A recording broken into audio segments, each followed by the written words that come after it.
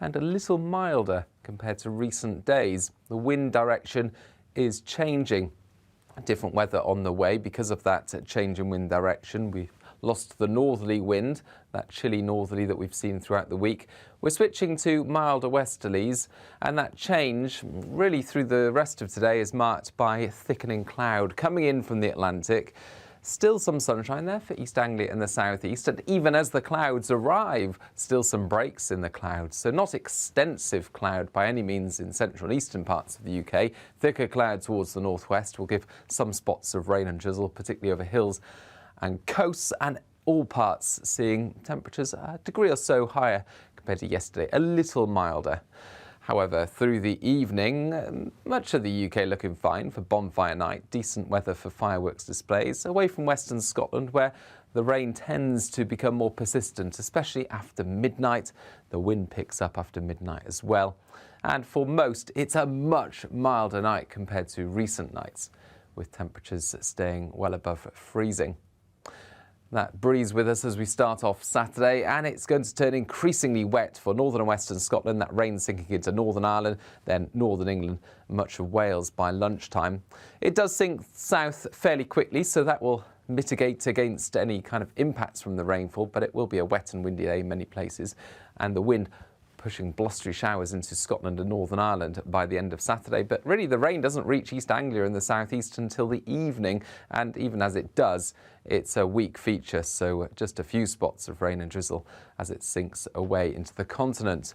Then it turns very windy overnight in northern Scotland, risk of big waves and coastal impacts as well. Sunday is a windy but drier day. Hi, I'm Alistair Stewart, and I really hope that you can join me here on GB News. I've been in this game for 40 years and I've made lots of friends, and I try and reflect what they think about the big stories of the day in conversation with me. That's why we call it Alistair Stewart and Friends, and you're a key part of it as well. I always get inundated with emails and messages and texts, and if they're really good, I play them back to you. 12 till 3 every Saturday and Sunday. You're watching GB News live across the UK and the world on our digital stream. GB News is Britain's news channel. We are the UK's home of discussion and debate from all perspectives. We are here for you. Don't forget to join our YouTube community by clicking on that subscribe button. And if you want the GB News app, you can click and catch up on programmes anytime. We love to hear from you, so email us. gbviews@gbnews.uk. Thanks for being part of the GB News family. My name is Andrew Doyle. Join me every Sunday evening at 7 p.m. for Free Speech Nation. This is a show where we address current affairs and news stories of the week with the help of two wonderful comedian panellists. I brought in comics because I want to give it a lighter edge, and also they work for less. See you there.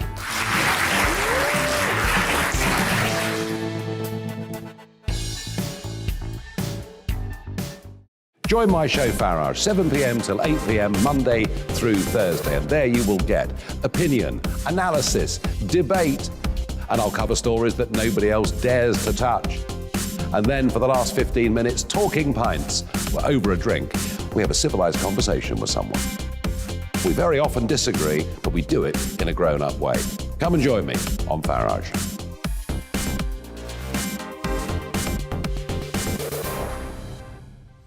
I'm Colin Brazier.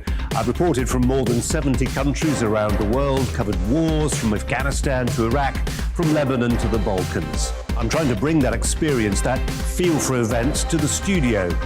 And something else, I'm ready to give an opinion. Today's stories with a spark. Brazier from 8 p.m. weekdays on GB News.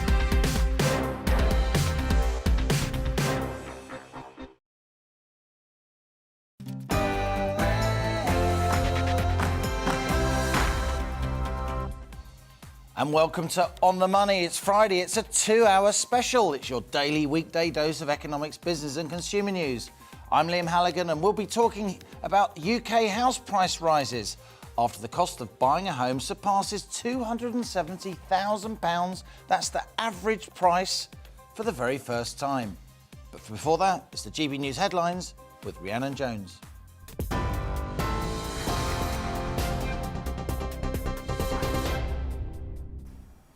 I'm Rhiannon Jones. This is your news at 1 o'clock.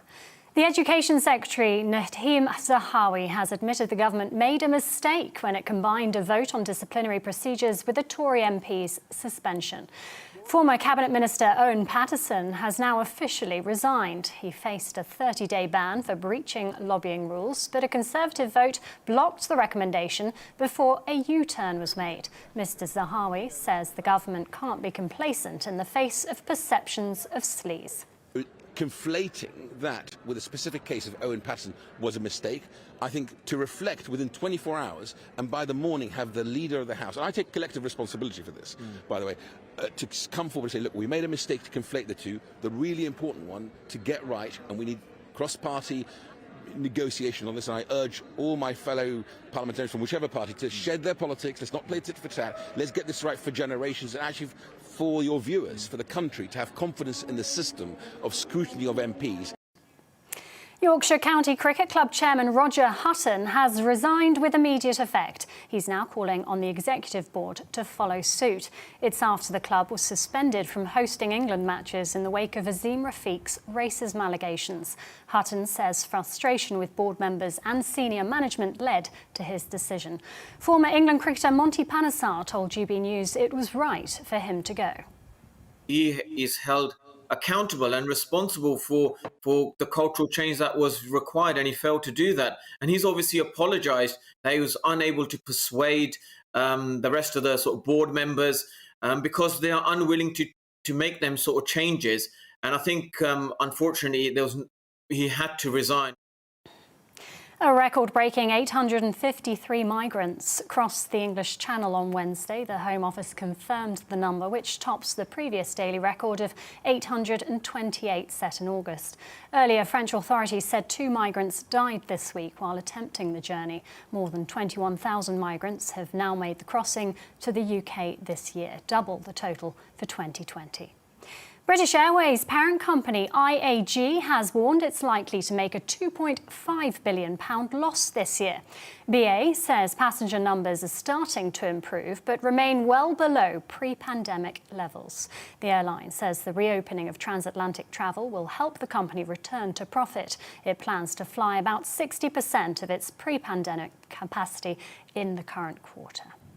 An alleged terrorist accused of fatally stabbing Sir David Amess will enter pleas next month. Ali Harbi Ali, charged with murdering the Conservative MP last month, appeared at the Old Bailey for a preliminary hearing via video link.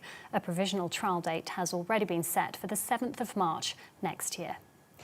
Brexit Minister Lord Frost is meeting one of Brussels' top officials later to address disputes over the Northern Ireland Protocol and fishing rights. It follows a meeting with the French Europe Minister Clément Beaune in Paris yesterday.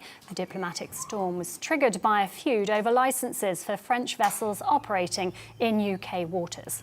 Earlier this week, a Scottish trawler caught up in the row was released by French authorities after being held for 6 days. Speaking ahead of his meeting, Lord Frost said the two sides remain at odds. So there's a significant gap between us. If that gap narrows and the Commission listen to what we have said in the command paper and look at the situation in Northern Ireland, then maybe that will help us move things forward. Pfizer has announced that its antiviral pill for COVID-19 cuts hospital admission rates and deaths by 89%. The preliminary results are based on a study of 775 adults. It follows yesterday's announcements that molnupiravir has become the first pill to be approved for use in the UK. Average UK house prices hit a record high in October, reaching £270,000. According to data compiled by Halifax, property values increased by £2,500 during the month. Wales remains the strongest performer across the UK, with annual house prices inflation at 12.9%. Several factors, including the recent stamp duty cut and buyers seeking larger properties, are believed to be behind the rise. England Rugby Union captain Owen Farrell has tested positive for COVID. It's a major setback for the squad on the eve of their Autumn Nations Series clash with Tonga at Twickenham. No other players have tested positive. Farrell's isolating and will take further tests later. The Rugby Football Union has said he may still be able to play in the match tomorrow. Now, icebergs don't usually make it as far south as Glasgow, but one has arrived at COP26. The 4-ton block of ice has been shipped in from Greenland by scientific activist group Arctic Base Camp as a visible reminder of the scale of the climate crisis. 1,000 litres of glacial meltwater collected from the fjords are also being given out in bottles to delegates. Professor Gail Whiteman says they want to send a strong message to world leaders. This is to remind them of how much is melting. So in 1 second, 17 million of these bottles are melting. Based on decadal average, based on some of the research that our scientists have done. So this is not a small amount. 17 million of these bottles a second are melting off the Greenland ice sheet. And you're right up to date. I'll be back with their latest headlines in half an hour. Now let's return to Liam and On the Money.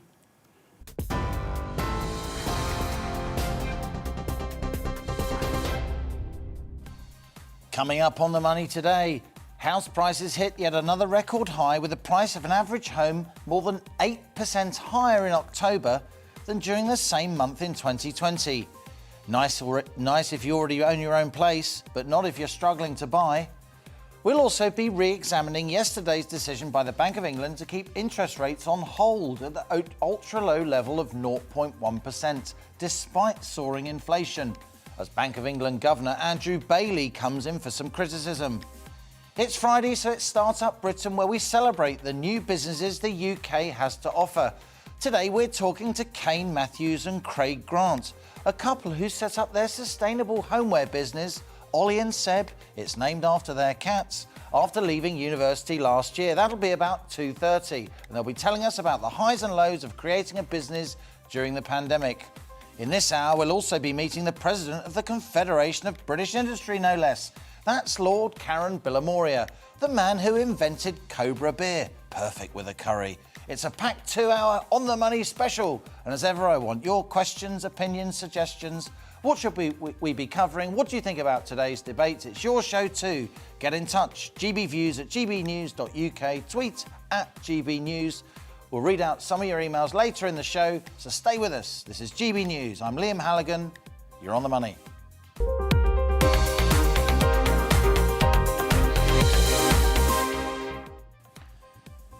Now, UK house prices rose for a 4th month running in October, climbing above an average of £270 for the first time, according to the Halifax. The price of an average home has continued to surge during this pandemic, and despite the phasing out of the government's stamp duty holiday at the end of September. Annual house price inflation hit 8.1% last month. That is, the average home was 8.1% more expensive in October than it was in October 2020. That's a rise of around £20,000.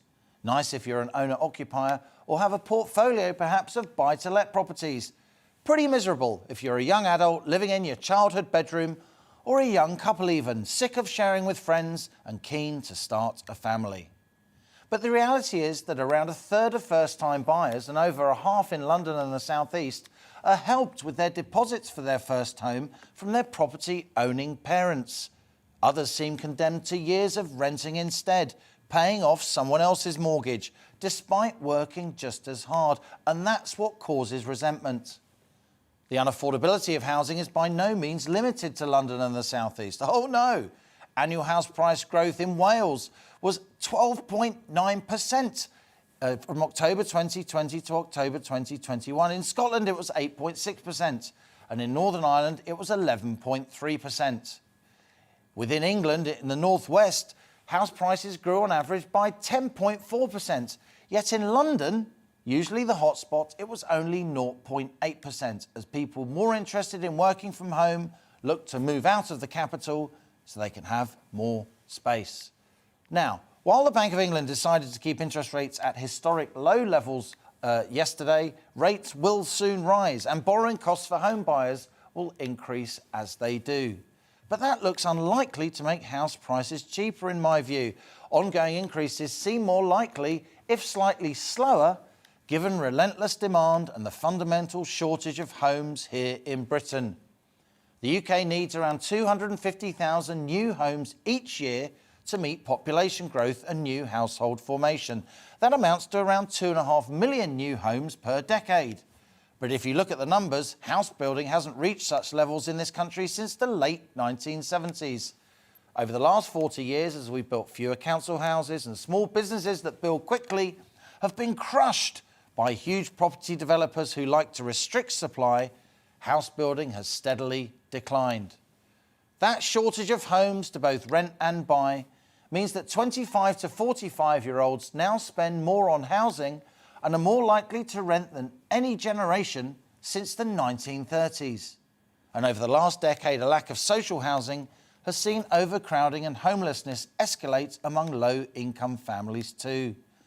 Lockdown has highlighted the gulf between the comfortably housed and those in cramped conditions. The average home now costs almost 9 times average annual earnings, compared to a historic multiple of 4 times. Is it any wonder so many young adults, even as a couple, can't afford their own home? And that's the first on-the-money question we're tackling today. A question we've posed before, but a question which, without apology, I return to, as it's a subject more important than ever. And here it is. How can my kid afford a home?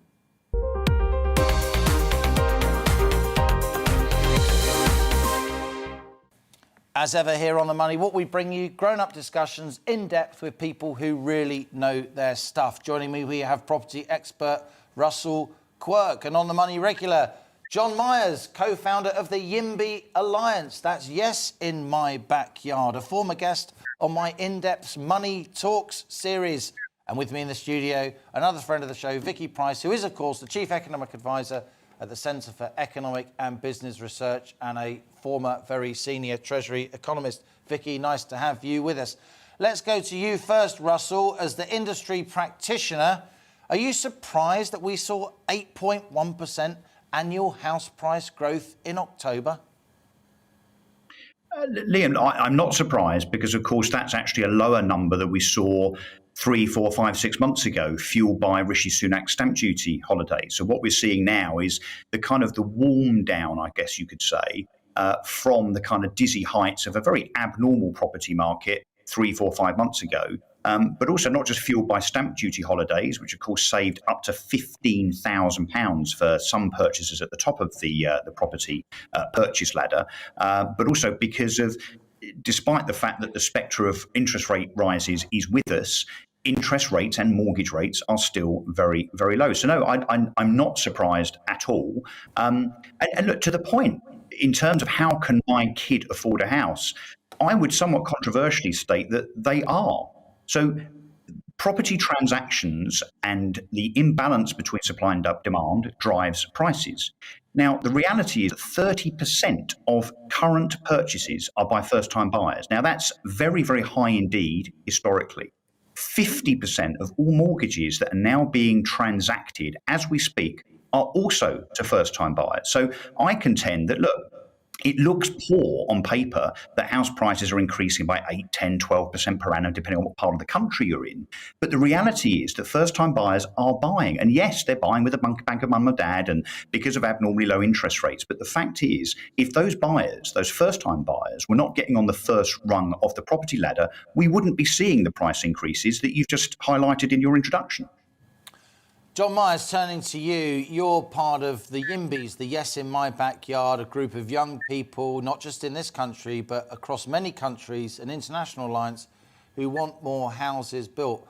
Russell's right, isn't he, that first-time buyers are managing to buy, but only if they've got a mum and dad who can stick 50 grand plus on the table. Is that fair? I don't think it is fair, Liam, and you're absolutely right that some first-time buyers are buying, but they are the lucky ones. And the answer, unfortunately, to many people as to how their kid can afford a house is to win the lottery. And it didn't used to be like that. It doesn't need to be like that today. And if we were building plenty more houses, especially where they're most in demand and where they're most needed, then we would see a much fairer world where everyone who wanted to could afford to buy a house of their own. I mean, John Myers has got a point, isn't he? You know, we're not giving houses away. People need to work hard, hold down a good job, get skilled, get qualified, pay off their mortgage to own a home. That used to be the British dream. Anyone could do that with hard work. My parents did that with absolutely no qualifications. My father having come in from Ireland and working as a labourer.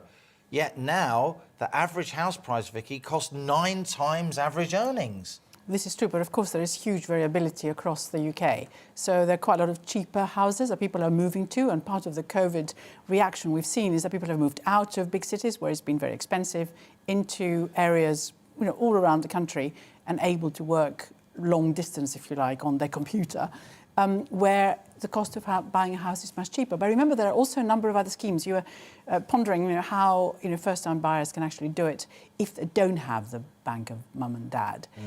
There are schemes which are part ownership. You can increase that ownership, and shared ownership too. You can increase it over a period of time. So you buy a percentage of a house, helped by the government, which of course is also allowing you to buy with very little deposit in terms of what you put down, subsidises that deposit that you put down.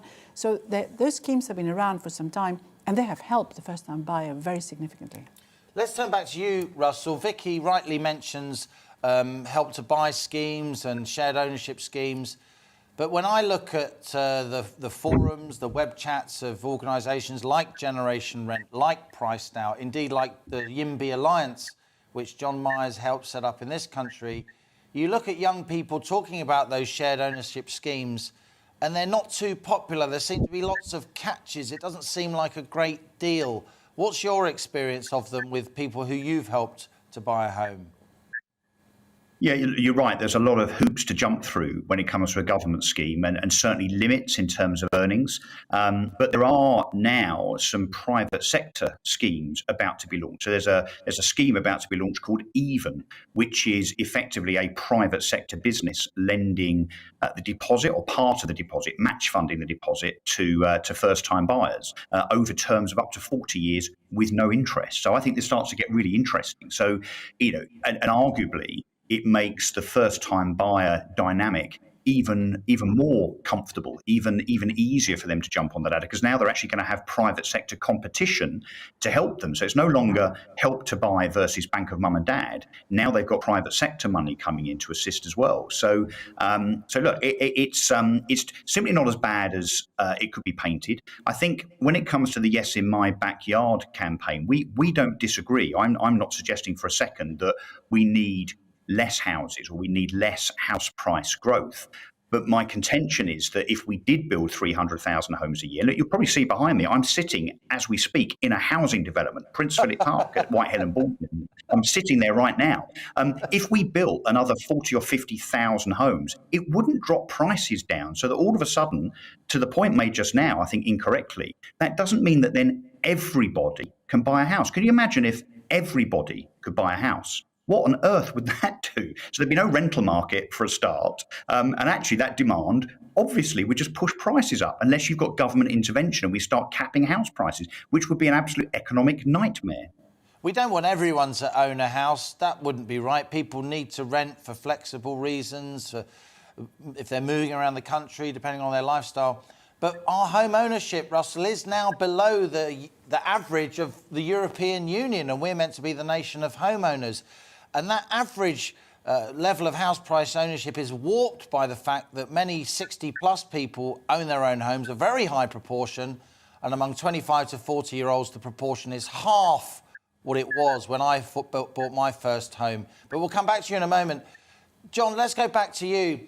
The schemes that Vicky mentioned and Russell so beautifully explained, these help-to-buy schemes, shared ownership schemes, they're all about the demand side of the housing market, aren't they? Basically helping people to get in more debt so they can afford the price of a much more expensive home compared to what it would have cost them a generation before. We need action on the supply side, don't we, to break this deadlock, to break the control of the big property developers who deliberately don't build enough homes to keep prices high? We absolutely need more supply. And I think some of these schemes don't just put people into more debt. They also share some of the upside on the value of their home if it goes up with somebody else. And so there have been examples of these schemes in the past where people have suddenly found that a quarter of their home is actually owned by somebody else. So there are always pluses and minuses to these sort of schemes which help people buy. But as you correctly said, the problem is we just don't have enough homes being built.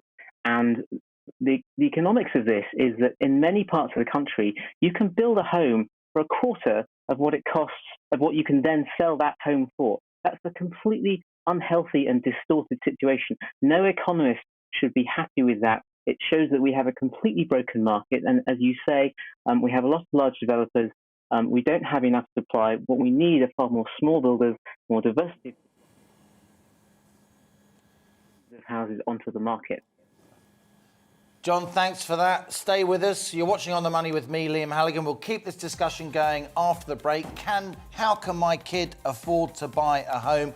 We've got property consultant Russell Quirk. We've got John Myers, Mr. YIMBY Alliance. That's Yes in My Backyard, a group of youngsters who want more homes built so they got a chance of buying one. And of course, economist extraordinaire Vicky Price with us in the studio, friend of the show. Plus later, we'll have my in-depth interview series, Money Talks. The United Kingdom is the second largest recipient of inward investment in the world. We've been a magnet for inward investment. This is our opportunity. This is 2021 on the global stage. G7, now COP26, saying to the world, here we are, leading from the country, come and invest in the UK. We'll be hearing from the president of the Confederation of British Industry. That's Lord Karen Billamoria, the man who created Cobra Beer, the perfect accompaniment to any curry. And I should know, we sit down to discuss COP26, the UK as an investment magnet, and his life in business. Stay with us. You're on the money. Hello again. More cloud around compared to yesterday, but dry for most and a little milder compared to recent days. The wind direction is changing. Different weather on the way because of that change in wind direction. We've lost the northerly wind, that chilly northerly that we've seen throughout the week. We're switching to milder westerlies, and that change really through the rest of today is marked by thickening cloud coming in from the Atlantic. Still some sunshine there for East Anglia and the southeast, and even as the clouds arrive, still some breaks in the clouds. So not extensive cloud by any means in central and eastern parts of the UK. Thicker cloud towards the northwest will give some spots of rain and drizzle, particularly over hills and coasts, and all parts seeing temperatures a degree or so higher compared to yesterday, a little milder. However, through the evening, much of the UK looking fine for bonfire night, decent weather for fireworks displays, away from western Scotland where the rain tends to become more persistent, especially after midnight. The wind picks up after midnight as well. And for most, it's a much milder night compared to recent nights, with temperatures staying well above freezing. That breeze with us as we start off Saturday, and it's going to turn increasingly wet for northern and western Scotland. That rain sinking into Northern Ireland, then northern England, much of Wales by lunchtime. It does sink south fairly quickly, so that will mitigate against any kind of impacts from the rainfall, but it will be a wet and windy day in many places, and the wind pushing blustery showers into Scotland and Northern Ireland by the end of Saturday. But really the rain doesn't reach East Anglia in the southeast until the evening, and even as it does, it's a weak feature, so just a few spots of rain and drizzle as it sinks away into the continent. Then it turns very windy overnight in northern Scotland, risk of big waves and coastal impacts as well. Sunday is a windy but drier day.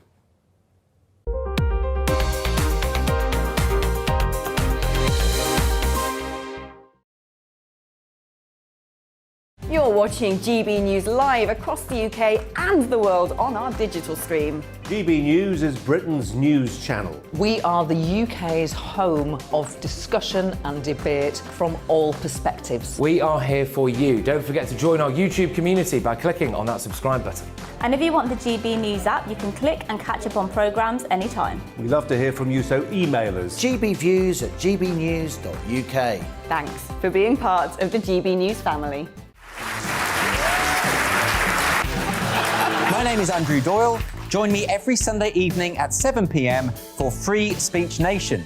This is a show where we address current affairs and news stories of the week with the help of two wonderful comedian panellists. I brought in comics because I want to give it a lighter edge, and also they work for less. See you there.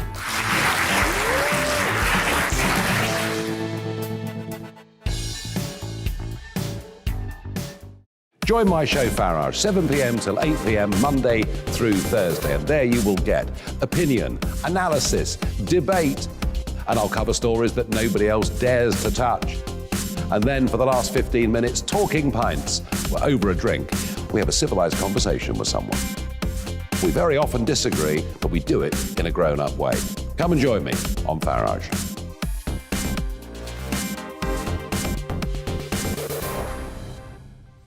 I'm Colin Brazier. I've reported from more than 70 countries around the world, covered wars from Afghanistan to Iraq, from Lebanon to the Balkans. I'm trying to bring that experience, that feel for events, to the studio. And something else, I'm ready to give an opinion. Today's stories with a spark. Brazier from 8 p.m. weekdays on GB News.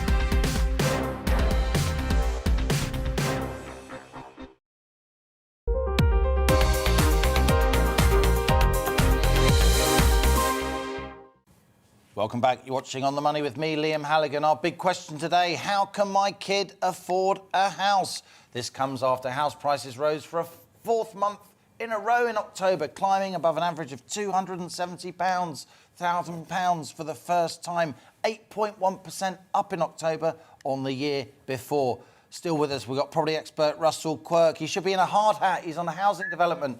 We've got John Myers, the co-founder of the YIMBY Alliance. That's Yes in My Backyard. With us in the studio, Vicky Price, a Chief Economic Advisor at Centre for Economic and Business Research, and hot-footing it to the studio, On the Money's very own Gordon Gekko, Justin Urquhart-Stewart. There he is, sporting his cravat. Vicky, important question. I mentioned that stamp duty holiday. That really revved up the housing market, didn't it? It ended in September. We've still had increases in October. Was that a mistake, that stamp duty holiday? I don't think so. I think it encouraged people to spend a little bit of time rethinking their future, which is quite important in terms of where should they be. It actually gave a bit of a sort of well-being feeling among the population. And, of course, it encouraged the housing market to move the way that we have seen. Now, you may say perhaps prices have been very high as a result. But I think what it did to... 20,000 in a year. Imagine if you're a young couple saving, the 20 grand you've saved has just been blown away by the house price rise. That's absolutely true, but it doesn't seem to have necessarily affected people's decisions in terms of how to move. It was obvious that the stamp duty decline was going to be outdone by the increase in house prices. That was obvious very quickly, but there was a time when nothing very much was happening. And remember, there is one other very important factor that influences people's spending decisions, and that's the wealth effect. So if your wealth goes up, so house prices go up. I don't think that was the reason why they did it necessarily. You feel you're richer and you might go out and spend a little bit more. People remortgage their houses, they start buying more, the economy looks good.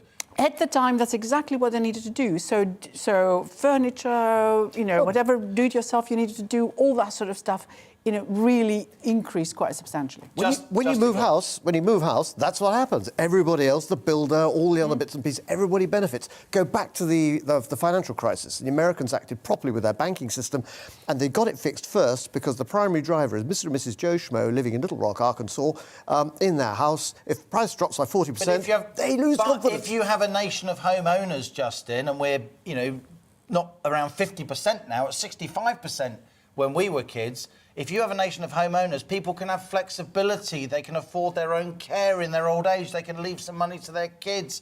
Look at the numbers of 25 to 45-year-olds. The share of those people who now own their own home is half what it was when I bought my first place, luckily enough, in the 1990s. How can that be right? Oh, one of the things, we actually wrecked the property market by getting rid of something that was really useful, particularly in London, long-term leases, where people effectively you leased your house for your lifetime. And so, therefore, that gave you more spare cash for savings and bits and pieces like that, and you weren't suddenly stuck with this huge, great asset to buy, which was going to be difficult to afford.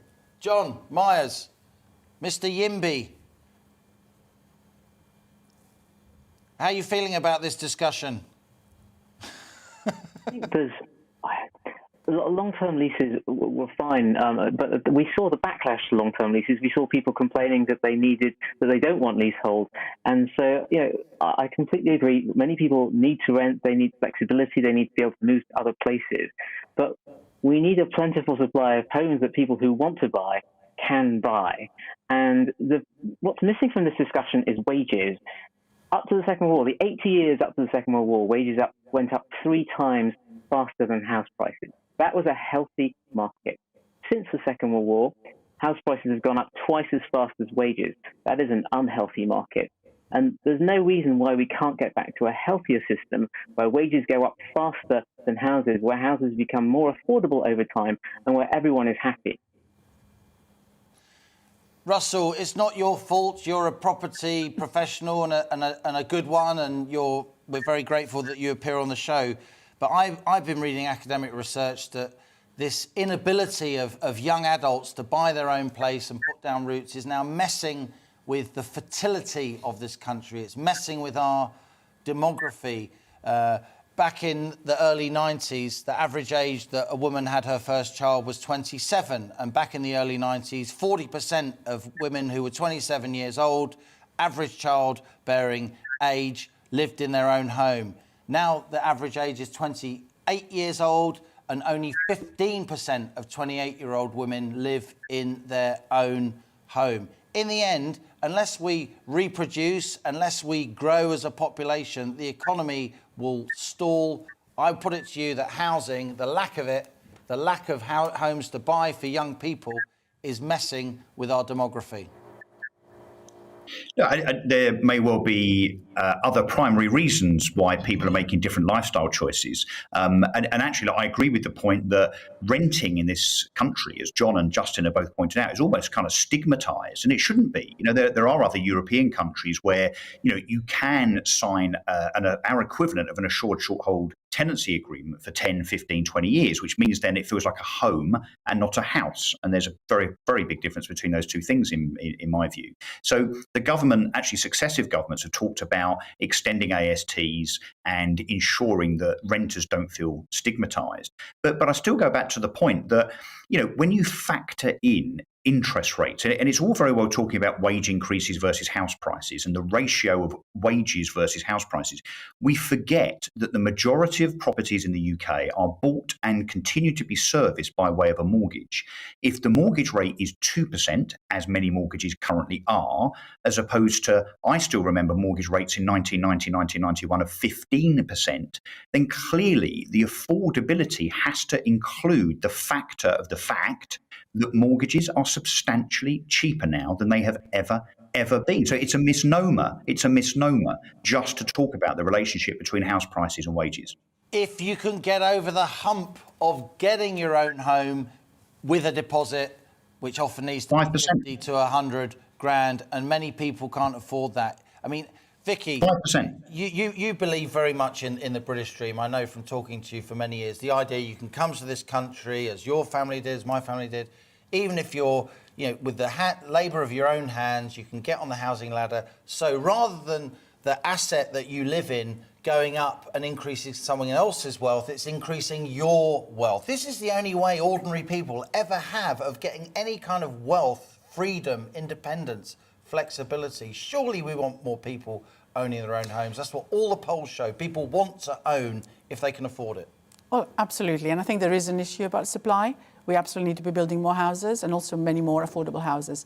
There's no doubt about that. But just thinking about the prices, the interesting thing is if you look at the data, it is just possible that what we have done with the stamp duty, which I think was right at the right time, is just displace purchases that might have been happening later. So watch that price increase quite carefully. Because if you look at HMRC's data in terms of the number of purchases that were completed in September, which was, of course, the last month when this, slightly reduced stamp duty help to buyers was there, there was a 67%, or roughly there, increase month to month from August of in terms of transactions. Yeah. And year on year, it's also about 68% or something like that. So a lot of it happened then, trying to make sure that the deadlines were all met. So we might see, even though, of course, it's carried through for a bit October, of a slowdown in see the a bit coming of a months. slowdown. Okay, interesting. Well, stay with us, both of you. Vicky and Justin, you're going to hang out with us for the next hour. Thank you very much to Russell Quirk, property consultant, and of course to John Myers of the YIMBY Alliance for your input there. You're watching On the Money with me, Liam Halligan. Coming up on my Money Talks interview series. So I started off as a micro business, and we built it from scratch, and against all the odds, against all the giant beer brands. We couldn't even afford a branded beer glass when we started.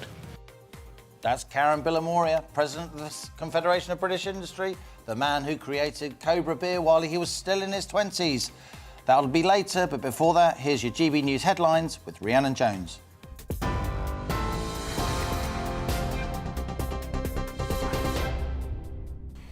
I'm Rhiannon Jones. Here are the latest headlines. The Education Secretary, Nadhim Zahawi, has admitted the government made a mistake when it combined a vote on disciplinary procedures with the Tory MP's suspension. Former Cabinet Minister Owen Paterson has now officially resigned. He faced a 30-day ban for breaching lobbying rules, but a Conservative vote blocked the recommendation before making a U-turn.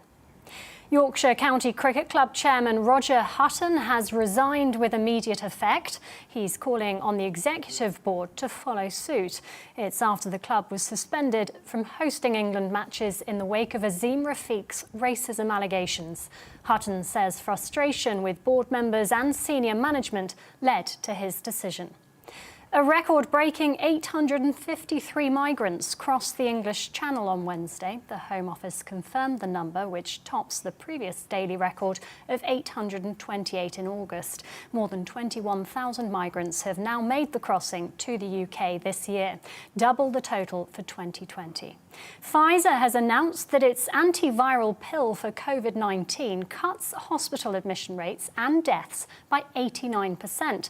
The preliminary results are based on a study of 775 adults. It follows yesterday's announcement that molnupiravir had become the first pill to be approved for the use in the UK.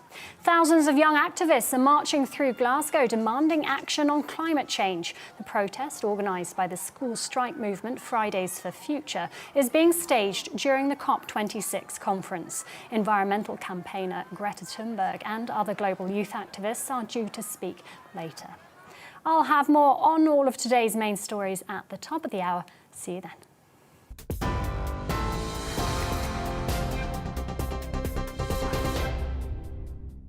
You're watching GB News live across the UK and the world on our digital stream. GB News is Britain's news channel. We are the UK's home of discussion and debate from all perspectives. We are here for you. Don't forget to join our YouTube community by clicking on that subscribe button. And if you want the GB News app, you can click and catch up on programmes anytime. We love to hear from you, so email us. gbviews@gbnews.uk. Thanks for being part of the GB News family. My name is Andrew Doyle. Join me every Sunday evening at 7 p.m. for Free Speech Nation. This is a show where we address current affairs and news stories of the week with the help of two wonderful comedian panellists. I brought in comics because I want to give it a lighter edge, and also they work for less. See you there.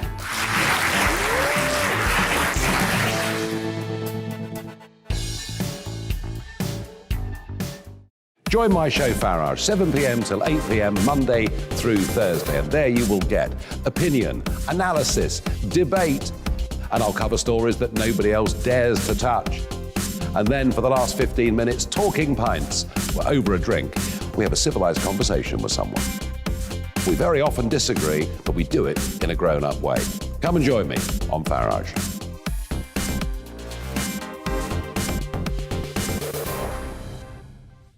I'm Colin Brazier. I've reported from more than 70 countries around the world, covered wars from Afghanistan to Iraq, from Lebanon to the Balkans. I'm trying to bring that experience, that feel for events, to the studio. And something else. I'm ready to give an opinion. Today's stories with a spark. Brazier from 8 p.m. weekdays on GB News.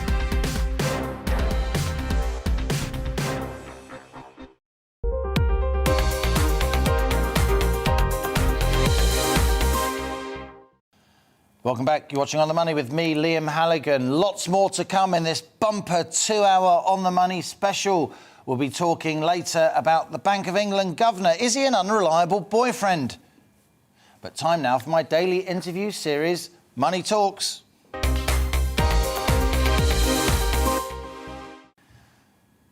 Today, my Money Talks guest is Lord Karen Billamoria, the founder of Cobra Beer and the president of the Confederation of British Industry. Born in Hyderabad, Lord Billamoria was educated in the UK and he set up Cobra while still in his 20s. A chartered accountant and lawyer by background, Lord Billamoria eventually sold a controlling interest in Cobra to the Canadian brewing giant Molson. He's now Chancellor of the University of Birmingham, the first Indian-born Chancellor of a Russell Group university. And so here it is, sit tight, my Money Talks interview with Lord Karen Billamoria. Karen Billamoria, thank you so much for seeing us here on GB News. Tell us a little bit about your business life before you became president of the CBI. I met you years ago when you were launching Cobra Beer. I was born and brought up in India. My father was a senior Indian Army officer, retired as Commander-in-Chief of the Central Army, commissioned to the Gurkhas. So I was brought up with the Gurkhas from childhood and moved around a lot, went to university very young and graduated at 19, skipped a couple of years. Came to the UK to study like my mother had, her father had. My father's father was at Sandhurst here, so third generation to be educated here. And while I was a student here in the UK, I came up with the idea for Cobra Beer. And I had a law degree and I was a qualified chartered accountant. And I said, no, I want to start my own business. And I had this idea for this beer that would be in between a lager and ale, the refreshment of a lager and the smoothness of an ale combined, that would go really well on its own, but also the best accompaniment to all food, including curry. And that was my idea. Yeah, I was going to say, when you launched it, did you envisage that you, as an Anglo-Indian of huge repute, that you were going to end up creating the beer that became the must-have accompaniment to your Friday or Saturday night curry? You know, when you start with this big idea, and I had no money, I had £20,000 of student debt to pay off, and I started with just my business partner and I. I mean, in India, they don't use the term SME. They say MSME, micro, small and medium-sized enterprise. So I started off as a micro business, and we built it from scratch, and against all the odds, against all the giant beer brands. We couldn't even afford a branded beer glass when we started. And from that £20,000 of student debt, tell us about Cobra now. So we built it up with the Indian restaurants, the curry restaurants as our foundation. To this day, they are our base. I mean, we wouldn't be, I'm eternally grateful to the restaurateurs for their support. They gave me a chance in the beginning. They are still our foundation. We supply about 7,000 restaurants. And then we moved on into supplying into the supermarkets as well and the independent off licenses, and we export to about 40 countries around the world. And it's been a tough journey. I mean, we brew in Europe, we brew over here, we now brew at Burton-upon-Trent, we brew in Hartlepool, in Teesside, and in fact I was at the brewery recently and met the mayor there, Ben Houchen, dynamic mayor of Hartlepool, of Teesside, and we brew in Holland and we brew in Belgium. Export to about 40 countries around the world. And it's been a tough journey starting against the odds. Today I'm proud it's a household name. Everyone loves Cobra in every part of the country. And I'm very proud of that. But it's been tough. I've nearly lost my business 3 times. And the last time was during the financial crisis.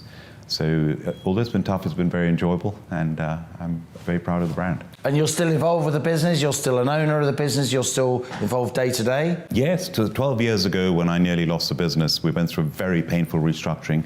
And I formed a joint venture with Molson Coors, one of the largest brewers in the world, a multi-billion-dollar New York Stock Exchange listed company, but still family controlled by the Molson family that goes back to 250 years, and the Coors family in America going back over 150 years. So family controlled, but a big global giant, and a joint venture which I chair to this day. So I'm involved with Cobra Beer on a day-to-day basis. So we're speaking during the COP26 summit. I know you've taken a huge interest in environmental issues over the years. As president of the CBI, to what extent do you see the COP26 agenda as a business opportunity, and to what extent do you see it as a threat to business? It's a huge opportunity. As the Prime Minister, as Boris Johnson, I had the privilege of chairing the B7 in May before the G7. which the UK hosted. And I remember Boris addressing the B7, and he said the road to net zero is not a zero-sum game. And it's so true. It's got to be of benefit, not just benefit in terms of environment and sustainability and climate change and biodiversity, but also a benefit commercially. And if you look ahead, the cost benefits of going net zero on this road will be off the charts. I mean, you look at the price of things like solar energy. Most people don't realize that from the 90s, it's gone down by about 15% a year. So these costs are going to go down. And soon it's going to be not just affordable, it'll be much more commercially viable to use the energies of the future. And we've got to go through this transition period. And for the transition, it's not a switch. We can't suddenly go off using gas and go straight into renewables. As we've seen, if the wind doesn't blow, you've got to have a backup. So that's the effort has got to be to have more and more renewables and a mix of them. So ideally you have wind, you have solar, you have hydrogen. I think hydrogen is the future. I really believe that hydrogen's got enormous potential. I remember when we had this investment summit, we had Lord Banford, my colleague in the House of Lords, his bus, JCB bus, was parked there, went on board that bus and was explained how a hydrogen bus actually works. I'm Chancellor of the University of Birmingham. We've got a world-renowned railway department, a Queen's Award-winning railway department, and we have produced the first retrofitted hydrogen-powered train that's been up and running in the West Midlands and is going to be up and running in Glasgow at COP. And I'm looking forward to riding on that train. In fact, I'm going to be holding a meeting on that train, chairing a meeting on that train. So it's that and nuclear. We don't talk about nuclear enough. Rolls-Royce are coming up with these modular nuclear plants. Small scale, much cheaper to build. Small scale, quicker, cheaper. Nuclear, of course, you've got the waste to manage, but if you can do nuclear properly, it's the cleanest energy. So we've got to go forward at speed, and it's a race. As David Attenborough, our national treasure, I mean, he's there saying, 95 years old, come on, you've got to do it. There's a hurry to this. It is a race. There's clearly a business opportunity from this move away from fossil fuels towards renewable energy. And of course, Lord Bilimoria, as we scale up these technologies, they become cheaper and more accessible. But we've got to get from here to there. And getting from here to there, a lot of households look at that, a lot of businesses look at that, and they see an awful lot of cost and they see an awful lot of pain. Most people don't know that heat, 1/3 of greenhouse gas emissions comes from heat. Half of that comes from buildings. And of the 29 million houses that we have in this country, only 1 million of them are up to the standard if we're going to achieve net zero by 2050. That means 28 million houses have to be upgraded. That means 200,000 jobs to be created. It means huge amount of investment. It means a delivery body. We've recommended something like the National Centre for the Decarbonisation of Heat based in the West Midlands to actually implement this like an Olympic-style delivery body. Retraining, investment, and affordability. So if you want heat pumps, or if you want hydrogen boilers, you've got to get there, technology in an affordable way. But it's a big challenge, and it's got to be done. And business has got to lead from the front. And I think COP26 is a big example for business, because you can talk, but can you walk the talk?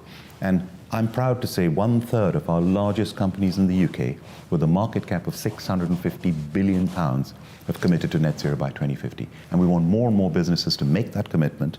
And on top of that, you've got businesses like EY, Ernst & Young, earlier this year, in the middle of a pandemic, they said we're going to go carbon negative this year. Microsoft said we're going to go carbon negative 2021 in the middle of a pandemic. And I've just heard the news, in October, EY had already become carbon negative. Now that's great, that's walking the talk. Some people watching this, though, there'll be householders worried about talk that they've got to throw out their gas boiler and install a very expensive heat pump that will cost 10, 15, 20,000 pounds, money they couldn't dream of conjuring up, and then a lot more to run than a gas boiler. They'll be thinking a lot of this corporate commitment to net zero is a publicity stunt. It's kind of window dressing. So with all due respect, Lord Bilimoria, how do we reassure the country, the ordinary men and women who are going to face these big bills of this transition? And this is where we've got to make sure it is all affordable. Not just affordable, it's got to be commercially better. So not only are you doing things that are environmental, but actually it should be more efficient, it should be cheaper. Now with cars, electric vehicle sales are booming, but where are the charging points? So the government has a big role to play over here as well in incentivizing investment into green, enabling it at speed. So we need the charging points, we need the battery technology, we need the gigafactories. So there's a huge opportunity to collaborate with countries. I was chairing a meeting with Indonesia just now, with the Deputy Prime Minister of Indonesia in London, and they've got huge potential to partner when it comes to battery technology. So we can do this, we've got to partner across the globe. The sooner we do this, the bigger we do this, with government investing side by side with the private sector. And here's another very important point. The United Kingdom is the second largest recipient of inward investment in the world. We've been a magnet for inward investment. This is our opportunity. This is 2021 on the global stage. G7, now COP26, saying to the world, here we are, leading from the country, come and invest in the UK. And that investment will make a big difference in addressing the issues that you've just spoken about. Isn't there an irony, Lord Billamoria, that as COP26 is happening and the eyes of the world are on this summit, it's obviously a very important summit in Glasgow, Western countries are literally begging Vladimir Putin to send more gas, a fossil fuel. They're begging the OPEC energy exporters cartel to send more oil. This energy crisis that we're living through, that's seeing household bills soaring, seeing many companies that you represent that have heavy energy bills, no energy price cap for them, of course, because they're not households. Isn't this energy crisis focusing minds? Doesn't it make it harder to promote this COP26 agenda, because we can see how vulnerable we are, our energy situation? I remember Dr. Geeta Gopinath, the chief economist of the IMF, and she said in May, countries like the UK are going to have a V-shaped bounce-back recovery. Why? Because you've spent £400 billion saving your businesses and your economy and jobs, which is one of the highest in absolute terms or per capita terms in the world. And you've got a phenomenal vaccination program. Even in May, our vaccination program was flying. I mean, today, 2/3 of our whole population are double vaccinated. 80% of over 12-year-olds are double vaccinated. So we've done very well on that. But what's happened since May? We've had labor shortages. We've had the fuel crisis. We've had the energy crisis. You've got inflation. I mean, you've got a potential of interest rates going up and taxes going up. So suddenly, this V-shaped recovery is happening. There is a bounce back, but it's a fragile recovery. So with the energy crisis, we've realized how vulnerable we are because we're dependent so much of energy coming from abroad. That lack of gas storage means we're very dependent on global spot prices, wholesale prices. We can't buy gas and store it. That was a mistake, wasn't it? I think it was a mistake. I think because we're so reliant on just in time, we thought, well, we don't need the storage. In a time of crisis, you need that storage. And that, again, reinforces the need for the urgency of getting on with the renewable. The sooner we have hydrogen, there's a potential of piping hydrogen to every household and changing gas boilers to hydrogen boilers. I mean, just imagine, that is a huge, it's transformational if we can make that happen. We had Gareth Stace on Money Talks very recently, the very knowledgeable head of UK Steel, the trade body for our steel industry, which still employs 33,000 people. We are a very high-cost energy place to make steel, and that was the case even before in the eyes of the steel industry, this green agenda put up the price of energy in this country. It's just more expensive than it is in Germany to get energy here, and that was before the recent energy crisis with wholesale prices soaring. I know Gareth Stace and UK Steel and many other industry trade bodies were deeply disappointed in this budget, Lord Billamoria. There wasn't help for the big energy-intensive manufacturers, steel makers in this country that employ many people in many of these red wall seats, decent jobs in parts of the country that aren't particularly wealthy at this point. Shouldn't there have been more in the budget? There's no question about it. We need to be much more competitive with our energy prices, and that's why I go back to it. The sooner we can have renewable energy that is at scale and that is really affordable, everyone benefits from that. And that is a matter of urgency. But in terms of the budget and help, even the £400 billion we're so grateful for as business. And we worked, by the way, the CBI worked with government, all the schemes, whether it's the job retention scheme, the bounce back scheme, do you remember the low 100% guaranteed loans? Yeah. I meet people, businesses today. I played a big part, I'm proud of it myself, to get that through, because government initially wouldn't guarantee 100%. They said, we'll only guarantee 80%. And then Germany started guaranteeing 100%, Switzerland started guaranteeing 100%, and eventually government listened Over 1 million businesses, mainly SMEs, have taken out those loans. I meet them regularly and they say, thank you, you saved my business. I was shut. There were events businesses. For 18 months, they had no business. And government couldn't help them at all. There are 3 million people called the excluded who got no help at all. With rates, Heathrow Airport, their rate bill is £100 million a year. They got hardly any support for that. Their business was down 98%. So it's been very difficult for the government. They've tried to help as much as possible. Not everyone has been helped. Just finally, Lord Villamoria, we're both optimistic people. We both believe in the dynamism, the energy of the UK economy, the ingenuity of our business leaders and our people more broadly. But the Chancellor, he is relying, isn't he, after this budget, on 6.5% growth this year, 6% growth next year. Can we really grow at the same pace or faster than China for the next 2 years? Isn't there a risk there? I believe the solution to the future now, 18 months of pandemic, huge debt. Our debt is almost 100% of GDP. In the Second World War, debt went to, this is the second biggest crisis the biggest crisis we've had since the Second World War as a global community. 250% debt to GDP. It took until the early 1960s, over 15 years, to bring it down to 100%. And a lot of inflation. So we've got that debt. We've got to bring down the debt. The best way to do that is not through austerity. We've seen what a damage a decade of austerity did after the financial crisis. It's not through taxes. And now we've got the highest level of taxes in 70 years. We've got the highest level of spending since the 1970s. And the combination of high spending and high taxes, I'm not comfortable with that. I think what one needs to do is encourage investment. The super deduction, 130% relief if you invest, that's the sort of thing we need to do. Invest in skills. Businesses investing in growth. It's the growth that'll create the jobs, that'll raise the taxes, that'll pay down the debt. So we've got to focus on investment and growth.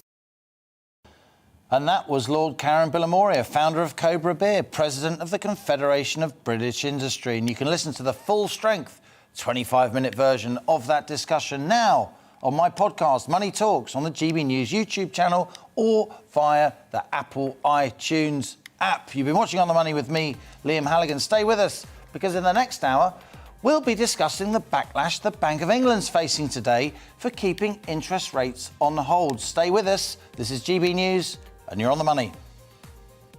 Hello again. More cloud around compared to yesterday, but dry for most and a little milder compared to recent days. The wind direction is changing. Different weather on the way because of that change in wind direction. We've lost the northerly wind, that chilly northerly that we've seen throughout the week. We're switching to milder westerlies, and that change really through the rest of today is marked by thickening cloud coming in from the Atlantic. Still some sunshine there for East Anglia and the southeast, and even as the clouds arrive, still some breaks in the clouds. So not extensive cloud by any means in central and eastern parts of the UK. Thicker cloud towards the northwest will give some spots of rain and drizzle, particularly over hills and coasts, and all parts seeing temperatures a degree or so higher compared to yesterday, a little milder. However, through the evening, much of the UK looking fine for bonfire night, decent weather for fireworks displays, away from western Scotland where the rain tends to become more persistent, especially after midnight. The wind picks up after midnight as well. And for most, it's a much milder night compared to recent nights, with temperatures staying well above freezing. That breeze with us as we start off Saturday, and it's going to turn increasingly wet for northern and western Scotland. That rain sinking into Northern Ireland, then northern England, much of Wales by lunchtime. It does sink south fairly quickly, so that will mitigate against any kind of impacts from the rainfall, but it will be a wet and windy day in many places, and the wind pushing blustery showers into Scotland and Northern Ireland by the end of Saturday. But really the rain doesn't reach East Anglia in the southeast until the evening, and even as it does, it's a weak feature, so just a few spots of rain and drizzle as it sinks away into the continent. Then it turns very windy overnight in northern Scotland, risk of big waves and coastal impacts as well. Sunday is a windy but drier day.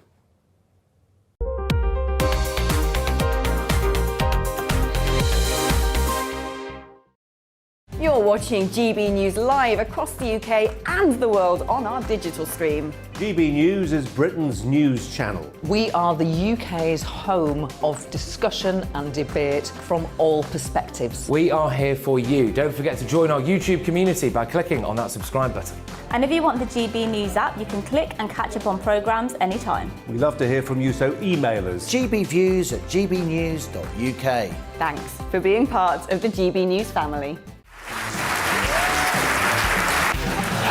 My name is Andrew Doyle. Join me every Sunday evening at 7 p.m. for Free Speech Nation.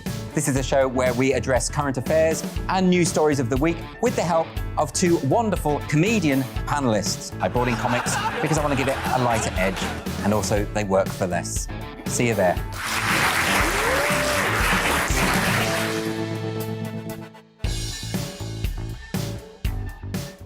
Join my show Farage, 7 p.m. till 8 p.m. Monday through Thursday, and there you will get opinion, analysis, debate, and I'll cover stories that nobody else dares to touch. And then for the last 15 minutes, talking pints. We're over a drink. We have a civilized conversation with someone. We very often disagree, but we do it in a grown-up way. Come and join me on Farage.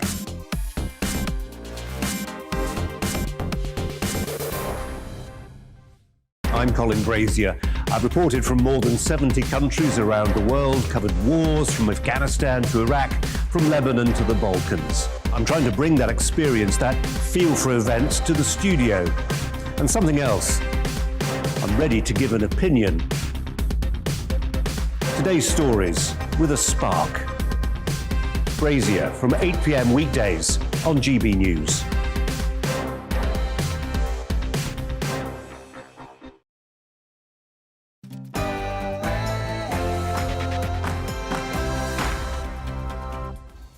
Welcome back. It's another hour of On the Money, you lucky people. Your daily weekday dose of economics, business and consumer news. I'm Liam Halligan. And for the next 60 minutes, we'll be discussing interest rates after the Bank of England held off from increasing yesterday. But first, it's the GB News headlines with Rhiannon Jones.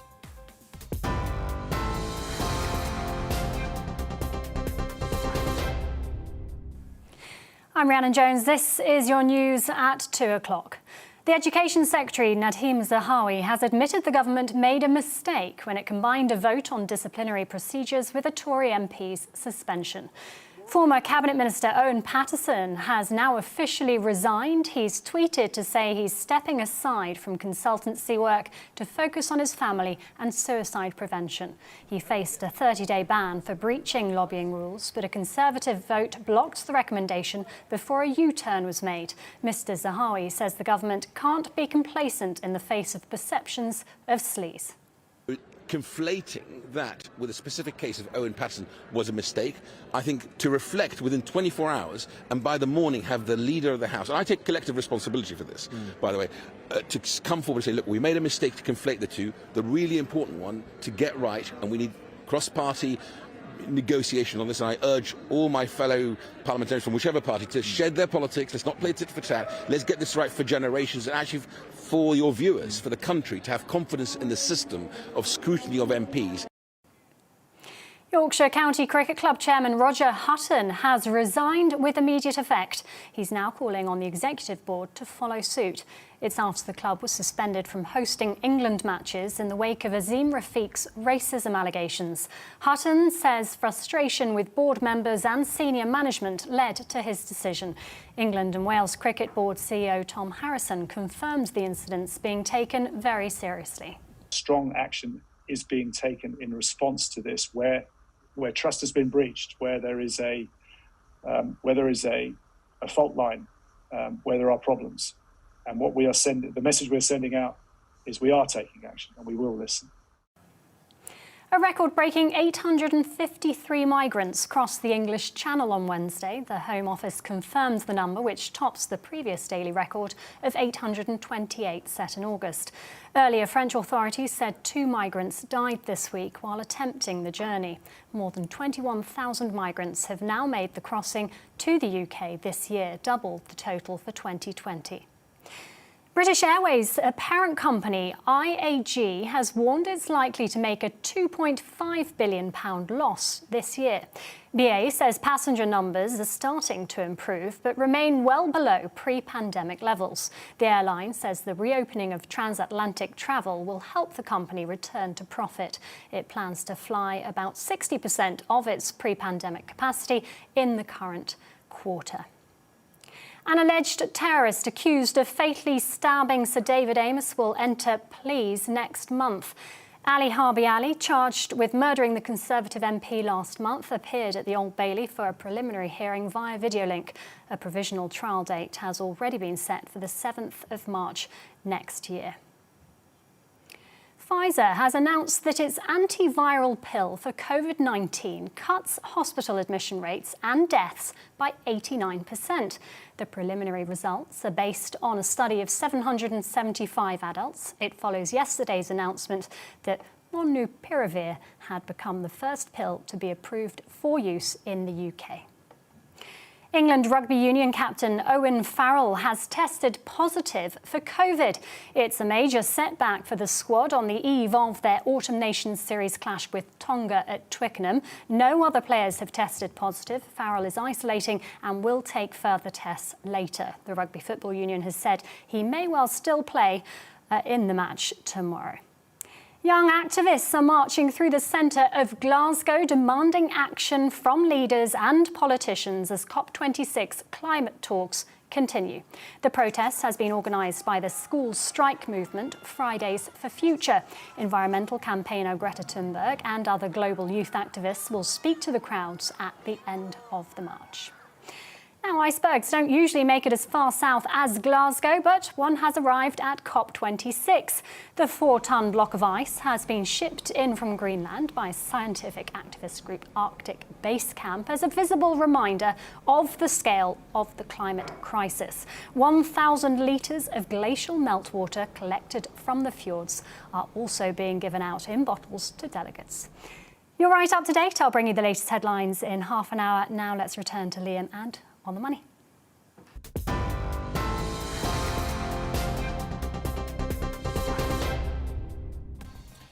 And still to come here on The Money today, we're examining the Bank of England's controversial decision to hold interest rates yesterday, despite repeated signals that rates would rise. Is the bank's credibility now at stake? We'll be discussing that with our panel of experts. Plus, it's Friday, so it must be Startup Britain, where we highlight our nation's new businesses. Today, we're speaking to Kane Matthews and Craig Grant. They created their sustainable homeware business during lockdown last year. And as always, we want to hear your thoughts. So get in touch, GBViews at gbnews.uk or tweet at GBNews. Stay with us. This is GB News. I'm Liam Halligan. You're on The Money.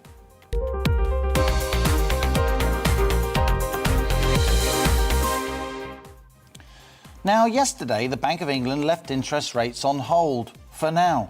The so-called bank rate, the interest our central bank charges commercial banks, by definition the lowest interest rate in the entire economy, was kept at the ultra-low emergency level of 0.1%. This was widely seen as a surprise. With inflation running at 3.1%, well above the bank's 2% target, the money markets were betting the bank's Monetary Policy Committee, or the MPC, would vote to bear down on those price pressures by raising interest rates from 0.1 at least to 0.25%. But yesterday lunchtime, as we reported here on The Money, the 9 MPC economists voted by 7-2 to keep rates on hold, despite weeks in which market expectations of a rise were stoked by comments and speeches from Bank of England policymakers. The MPC also voted 6-3 to continue the bank's bond purchases under its so-called quantitative easing scheme. So, despite big upward inflationary pressures, the virtual money printing goes on. Reflecting that this was a surprise decision, the pound plunged around 1.5% against the dollar. Traders had expected higher interest rates and therefore higher returns on money held in sterling. And when that didn't happen, they sold billions and billions of pounds instead. Since yesterday, Bank of England Governor Andrew Bailey has come in for criticism, given that just 2 weeks ago he said the bank, quotes, has to act to tackle inflation. Some now compare him with his predecessor, Mark Carney, branded an, quotes, unreliable boyfriend for repeatedly allowing markets to predict a rate rise before then keeping rates on hold. The economist Gerard Lyons, himself a previous candidate for Bailey's job, accused the Bank of England governor of appalling signalling. Peter Kinsella, head of currency strategy at Swiss bank Union Bancaire Privée, a serious person, branded the bank's mixed messaging pathetic. In terms of how it signals and interacts with the market, the Bank of England can no longer be considered a major central bank. That was Henry Cook of the mighty Mitsubishi Financial Group. Then Viraj Patel, a strategist at the influential financial research house Vanda, he remarked, the unreliable boyfriend is back. Now, whether you think rates should go up or not, central banks, particularly leading central banks like the Bank of England, stand or fall on their credibility. The worst thing any governor can do is spread confusion and lose the confidence of financial markets. Get that wrong and markets can rebel, lurching through peaks and troughs, causing financial chaos. And that's why the question we're discussing today is less about politics and personalities, but it goes straight to the heart of UK economic policy making. Is the Bank of England governor an unreliable boyfriend?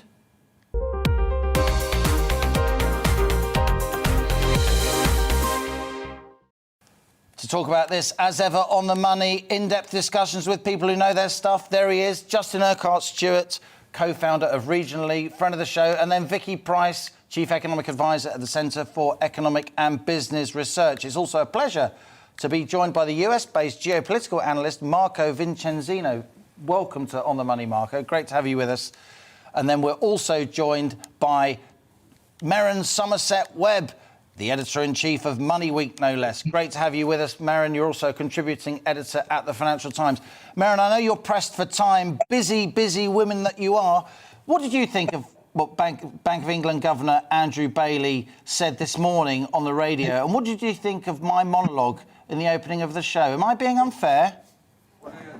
Now, I love your monologues. That was a particularly good one. I don't think you're being unfair at all. I mean, I was surprised yesterday. I really did expect a small rise. I didn't expect it to make any particular difference to anything because, you know, with inflation expected to go up to, 4.5%, 5% next year and rates at 0.1%, a rise of, 15 basis points isn't going to make a significant difference to anything. But it would be a very important signal from the Bank of England to remind us that this is their job to manage inflation, and their job is to maintain price stability and keep inflation at around 2%. Now, they haven't managed to do that for a long time, but a signal they were at least intending to make an effort to do it over the next couple of years would, I think, have been welcome. Now, there are a lot of problems here, and that you look at the way inflation is being driven at the moment, and you can say, well, what on earth can a bank do about it? What can a rise in interest rates do about things that are really supply problems? Is a supply crunch, and that's where the price rises are coming from. But of course, you can't have supply crunches unless you have demand for the things that are in short supply in the first place, and you can always do something about that. And of course, we've been told for months now that inflation is transitory and that there isn't really anything anyone can do about it. But at some point, you have to make a vague effort to suggest that you can. So I was surprised, and I do think there is a problem here with reputation and with expectation. You may think that 2% is a pointless magic number. No one can really quite remember where 2% came from in the first place. But nonetheless, if the bank believes in its magic number, then they must also want our confidence in their confidence in it. And they should have, I think, done a little bit yesterday. Yeah, so no, I'm totally with you on one. Merran, it's not just you and I who are concerned at the bank's credibility. I mentioned some people in my opening statement who are concerned. Listen to this. This is from Andrew Sentence, a very respected former member of the Monetary Policy Committee. Andrew Bailey's like the grand old Duke of York. He marches interest rate expectations up to the top of the hill, only to march them down again. The governor has little credibility on monetary policy as a result. You write influential columns in the Financial Times. In Money Week, are you sharpening your pen? Well, I have written about this in the FT this weekend. Actually, that'll be out. It might be out already online, but out in the paper tomorrow, saying all these things. That yes, I did sharpen my pen, and yes, I do disapprove, and yes, I do think that the credibility of the Bank of England and indeed of central banks around the place has been in the balance for some time. I mean, let's not forget that they are extremely quick to cut interest rates to apparently hang on to their 2% target, but not nearly so quick to raise them to do the same. So there is a credibility problem here. And if the Bank of England doesn't have credibility, it doesn't really have anything. You begin to think, well, maybe there is nothing the Bank of England or any bank can do about inflation anyway. Maybe inflation over the last 20 years has been purely a function of a macroeconomic environment that is not controlled by central banks, and the dynamic of the next 20 years will be on the other side, and again, not controlled by central banks. So the credibility issue is huge here. Yeah. We'll let you go there. Thanks for joining us. Merryn Somerset Webb there, editor of Money Week, Financial Times columnist. Justin, coming to you. Merryn's a sort of pretty moderate, middle-of-the-road person, and she is sharpening her pen. The governor's made a big mistake here, hasn't he? I loved her phrase, the Bank of England could make a vague effort. But this is a vague effort. Remember, the one word that runs the economy is confidence, isn't it? You've got to have confidence in some people who could actually pull some levers and have some effect. If you actually then start disregarding these people because they are just, frankly, misleading us, then you're going to lose that confidence, not just us domestically, but externally as well. And you see that reflected in the pound. Marco, let's bring you in here. You obviously have a US perspective, but you know the UK well. We got inflation in the States of 5.5%. We just saw quite a surprise election result, didn't we, in Virginia? To what extent do you think inflation is eroding confidence in the US as well? I think specifically you could speak about the Biden administration. There were several reasons for the loss. It was a staggering loss. So it was not just a setback for President Biden. It was actually a major reversal. And we're looking at the midterm elections in November of 2022. Much of that had to do with a perception of the administration, a certain level of incompetence. One issue, obviously, is the inflationary pressures. Two is the in-party fighting amongst the Democrats. And three is actually the chaotic pullout from Afghanistan. It was a series of things, of which inflationary, I think, I would put at the top of the list. But a series of events and developments in recent weeks and months that have done quite a bit of damage to the administration. Whether we can recover from that remains a different story. It may be that the Federal Reserve raises interest rates before the Bank of England does. Now, I think most people in financial markets thought the Bank of England would go first. It's a high probability because of the fact that of these, we're approaching now, if not more than 18 months of COVID stimulus packages.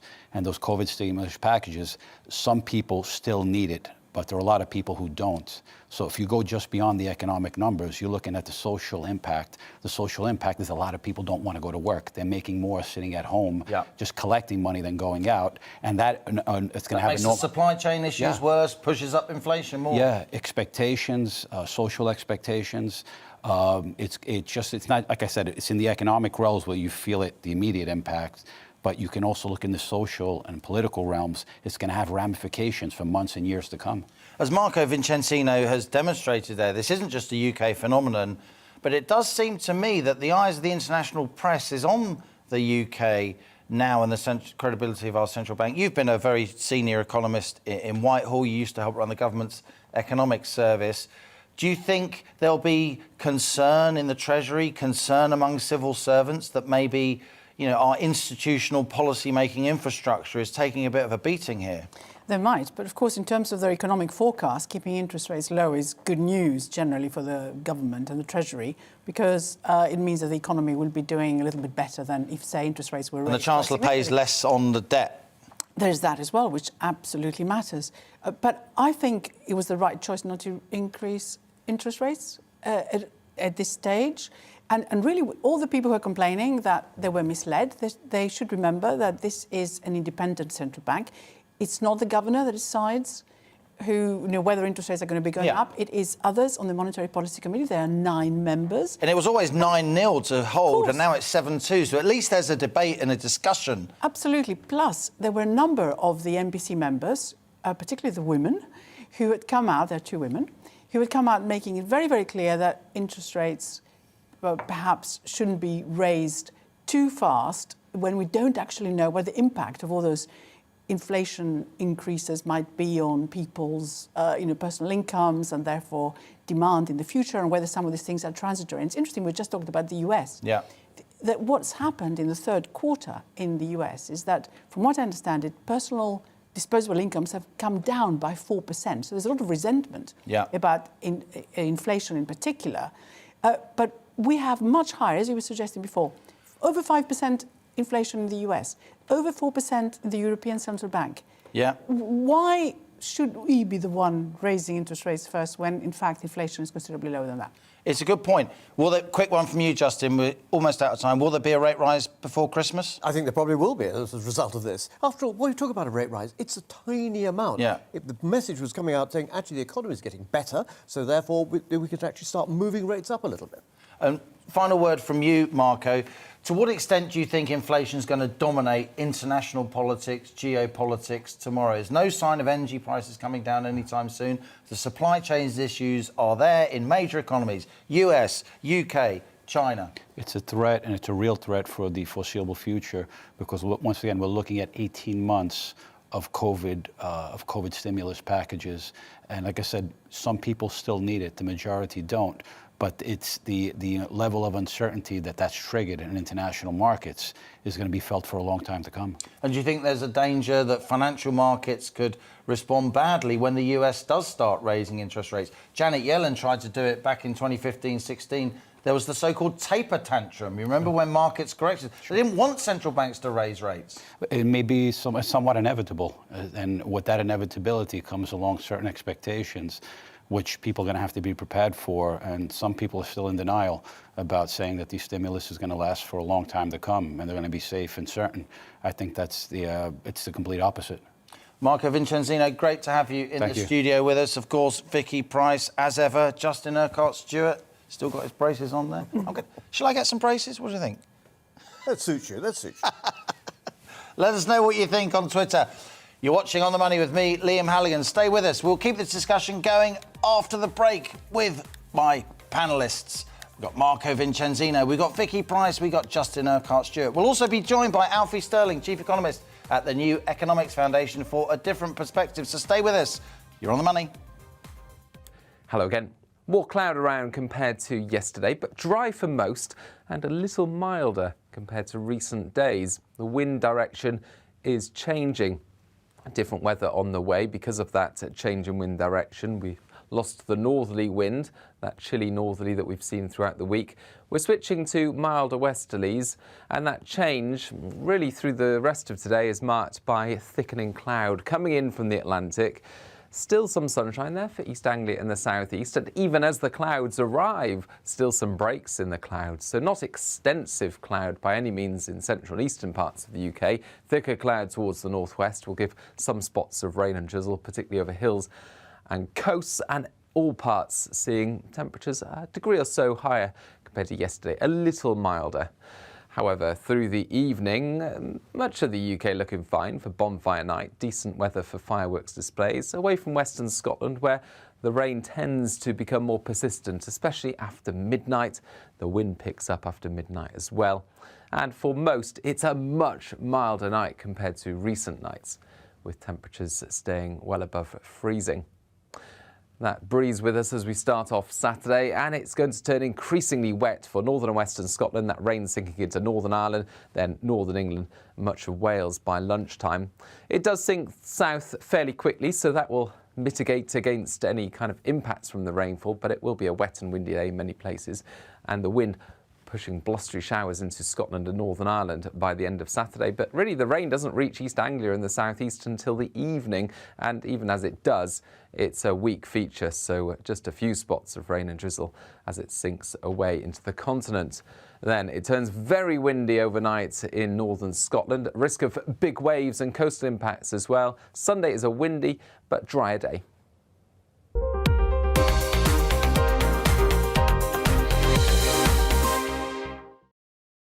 You're watching GB News live across the UK and the world on our digital stream. GB News is Britain's news channel. We are the UK's home of discussion and debate from all perspectives. We are here for you. Don't forget to join our YouTube community by clicking on that subscribe button.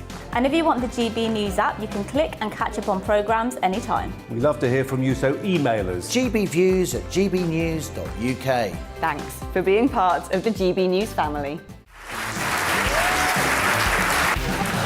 My name is Andrew Doyle. Join me every Sunday evening at 7 p.m. for Free Speech Nation. This is a show where we address current affairs and news stories of the week with the help of two wonderful comedian panellists. I brought in comics because I want to give it a lighter edge, and also they work for less. See you there.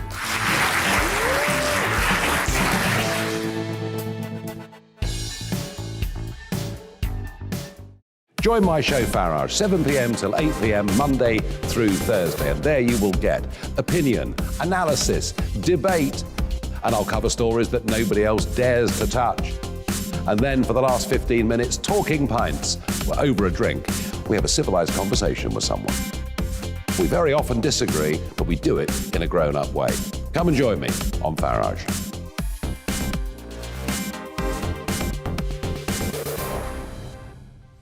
I'm Colin Brazier.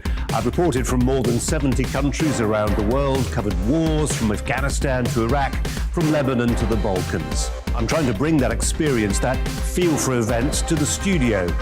And something else. I'm ready to give an opinion. Today's stories with a spark. Brazier from 8 p.m. weekdays on GB News.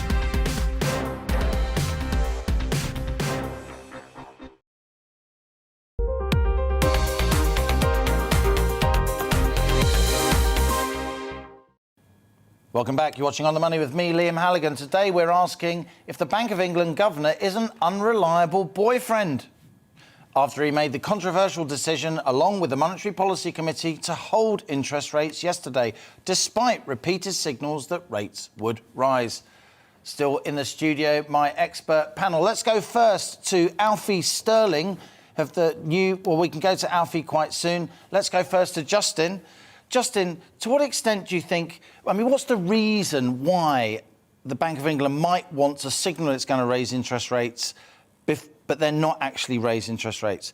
My reading would be that if they say they're going to raise interest rates, the exchange rate goes up a bit, sterling goes up a bit. That means imports are cheaper, so they can keep a lid on inflation without actually changing interest rates. But you can't do that often, can you? No, you can't do that. You're playing with the markets. And if you start mucking around like that, trying to micromanage these things, you're going to end up being caught out. And that's exactly what's happened here.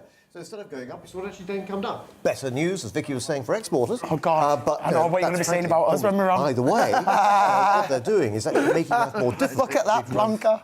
Sterling going up and down like a yo. That doesn't help. Give me some credibility I can follow. Much more like you're going to create the confidence. Confidence creates the investment.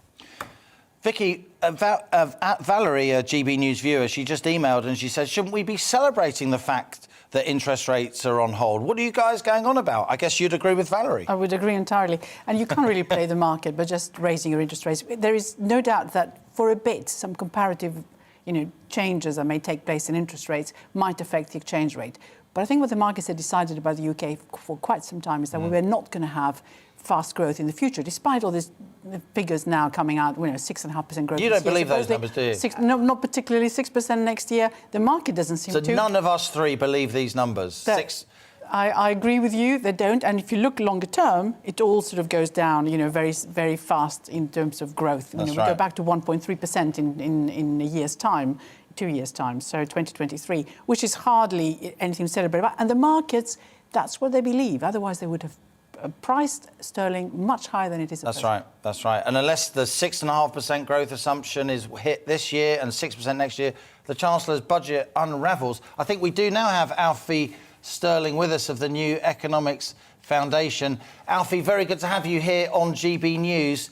What do you make of the commentary this morning that Bank of England Governor Andrew Bailey has misled financial markets, that he and the MPC as a whole are an unreliable boyfriend? Do you think that's unfair?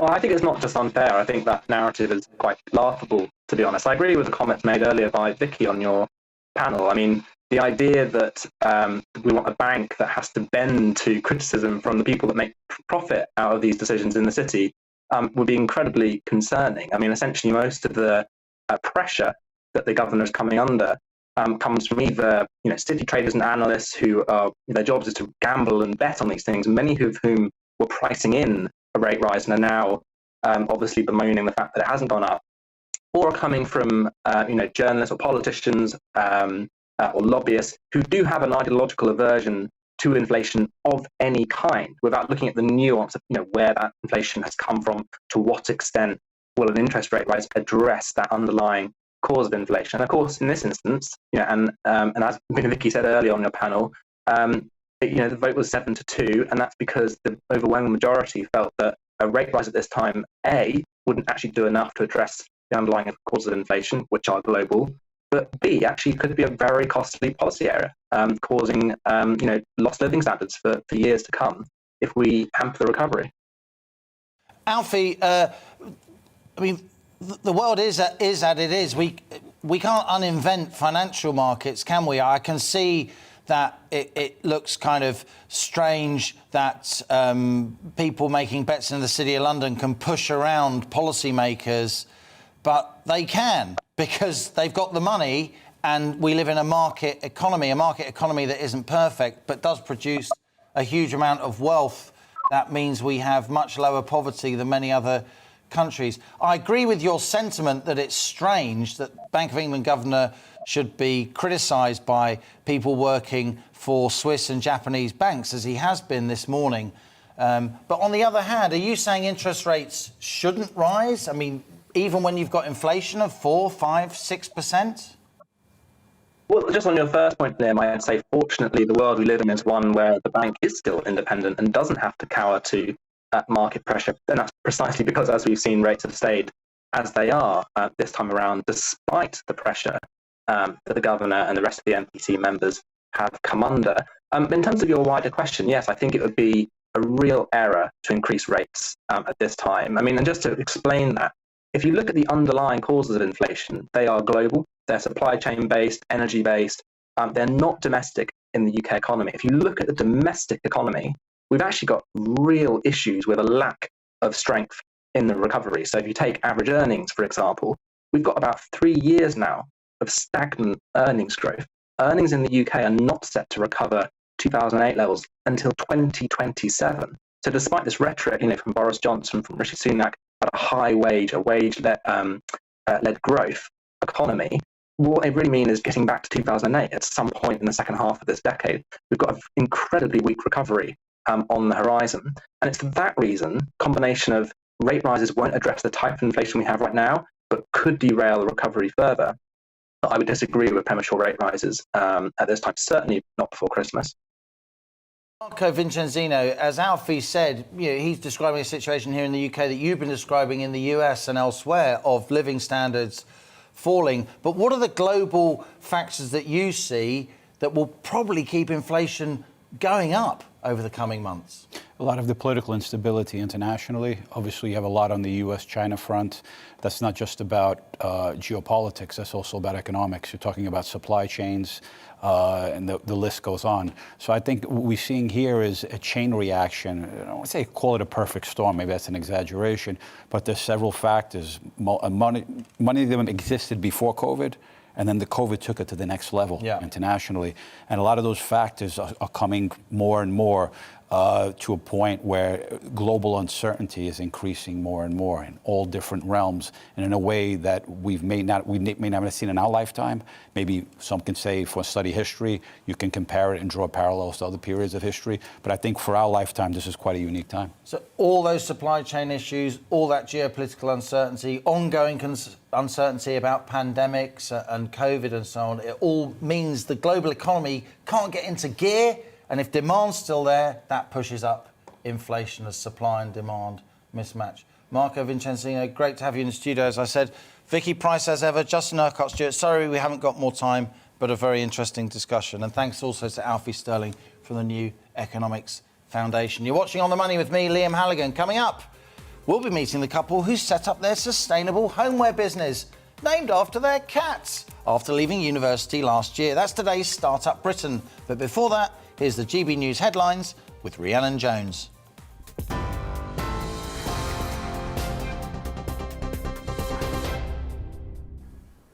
I'm Rhiannon Jones. Here are the latest headlines. The Education Secretary, Nadhim Zahawi, has admitted the government made a mistake when it combined a vote on disciplinary procedures with a Tory MP's suspension. Former Cabinet Minister Owen Paterson has now officially resigned. He faced a 30-day ban for breaching lobbying rules, but a Conservative vote blocked the recommendation before making a U-turn. Yorkshire County Cricket Club has announced the appointment of Lord Patel as its new chairman and director.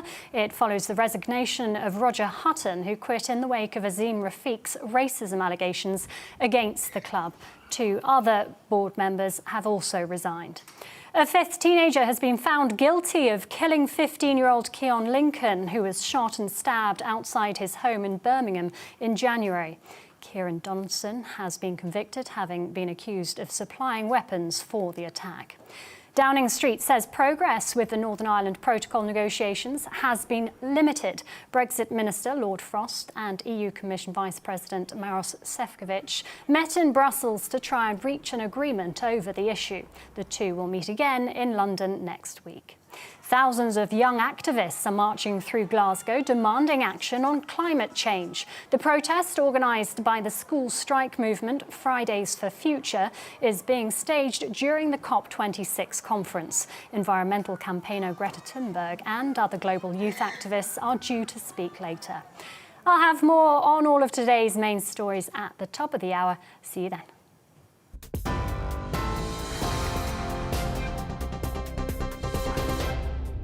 You're watching GB News live across the UK and the world on our digital stream. GB News is Britain's news channel. We are the UK's home of discussion and debate from all perspectives. We are here for you. Don't forget to join our YouTube community by clicking on that subscribe button. And if you want the GB News app, you can click and catch up on programmes anytime. We love to hear from you, so email us. gbviews@gbnews.uk. Thanks for being part of the GB News family. My name is Andrew Doyle. Join me every Sunday evening at 7 p.m. for Free Speech Nation. This is a show where we address current affairs and news stories of the week with the help of 2 wonderful comedian panellists. I brought in comics because I want to give it a lighter edge, and also they work for less. See you there.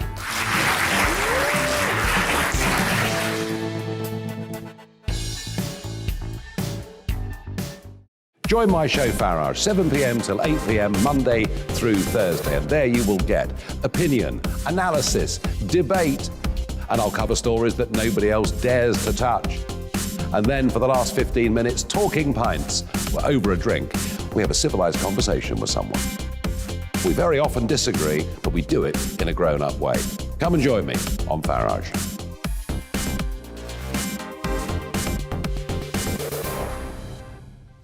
I'm Colin Brazier.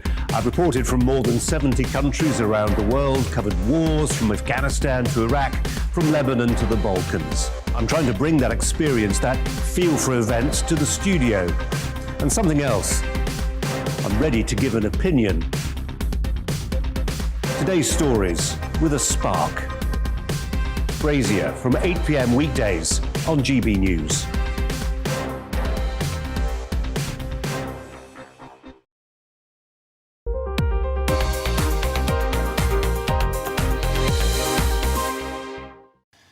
Welcome back. You're on the money with me, Liam Halligan. Before we continue, here are some emails that you've been sending in this afternoon regarding the debates we've been having on rising house prices. We were debating, how can my kid afford a house? Mike says, in the UK, England mainly, house prices are crazy. I've travelled globally and other countries have bigger homes at more reasonable costs. Quite right. Mark says, 2 of my daughters bought shared ownership homes using some student loan money as deposits and then carried on buying more shares as their savings went up. It can be done. Joanne says there are hundreds of houses that have been built in our area, but the issue here is the infrastructure. The school capacity remains the same, but there are still only 2 doctors' surgeries. And then we discussed interest rates, the Bank of England. We were asking, is Governor Andrew Bailey like an unreliable boyfriend? Because he convinced that financial markets that interest rates were going up, and then they didn't go up. Nick says the Bank of England are doing the right thing by keeping interest rates low. That will boost the economy, and the so-called inflation increase is temporary. Gary says, as a layman, well, how does what the Bank of England has done affect Joe Public here? Or just does it only bother the money men who have maybe lost a few bob? Well, you'll notice it if interest rates go up sharply, let me tell you. Now, Lou says Andrew Bailey has zero credibility because he strongly signalled a rate rise this week, which the markets acted on, and then the bank took no action. GB News viewers, you're so sharp, you're so on the money. Keep your emails coming. Tell me what you want to be discussed on this show. Now, the pandemic and related lockdown plunged the UK into a deep slowdown, of course, the deepest for 300 years. But new data from NatWest shows that hope springs eternal. You can't crush the entrepreneurial spirit in this country, because in 2020, 50,000, yes, 50,000 start-up businesses were created every month, a national record. And to celebrate this, we have this new strand on the money regular feature, Startup Britain, which showcases some of the most successful and unique startups in our country. And we asked just how they did it. And today on Startup Britain, we're looking at Ollie and Seb, a sustainable homeware business started by Kane Matthews and Craig Grant, who are both business and life partners. Great to see you guys. Yeah. Upon leaving university in January 2020, Kane and Craig felt they wanted to explore their creative side, and so they spent the lockdown period developing the brand and product range for Ollie and Seb, their business named after their cats. Kane and Craig began trading in May this year, and their locally sourced sustainable product, coasters, candles, clocks, have already proved to be a resounding success. And here they are to tell us, Kane, Craig, where are the cats? Where are Ollie and Seb? Oh, if we tried to bring them here, Oliver in particular would not be impressed, unfortunately. It's just us and the candles today. So you were at university together. You obviously became partners in life and in business. It's a lovely story. What was it about the pair of you that made you want to start your own business? Couldn't you just get a normal job like everyone else? Well, I think that's the issue that we actually had initially, because when we were actually in work, it became quite clear that we were having issues maybe sustaining work. So I think I probably had about 35 jobs in my life. Right. And Craig was quite similarly, and it wasn't that we hadn't been diagnosed with some issues at the time, but we really wanted to explore our creative side, and we love working together. Craig's my best friend as well as my boyfriend. Yeah, brilliant.